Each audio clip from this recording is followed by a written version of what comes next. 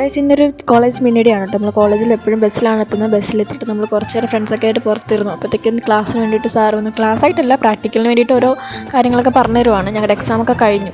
ഇത് കഴിഞ്ഞപ്പോഴത്തേക്കും എല്ലാവരും കൂടെ പറഞ്ഞെങ്കിൽ നമുക്ക് ക്യാൻറ്റീനിലോട്ട് വിട്ടേക്കാം. അങ്ങനെ ക്യാൻറ്റീനിൽ പോയിട്ട് ബാഗൊക്കെ അങ്ങ് മാറ്റി വെച്ചു. എന്നിട്ട് എല്ലാവരും ഓരോ ഐസ്ക്രീം വെച്ചെടുത്തു.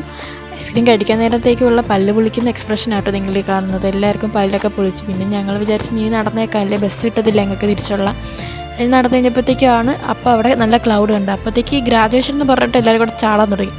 4th ഇയർ ആവുന്നതേ ഉള്ളൂ, എന്നാലും ഇപ്പോഴേ ഗ്രാജുവേഷൻ എന്ന് പറഞ്ഞാൽ. പിന്നെ പിള്ളേരൊക്കെ കണ്ടു. ഞങ്ങൾ തിരിച്ച് ഹോസ്റ്റലിൽ എത്തിയിട്ട് ഫുഡ് കഴിക്കാൻ വേണ്ടി പോവാണ്.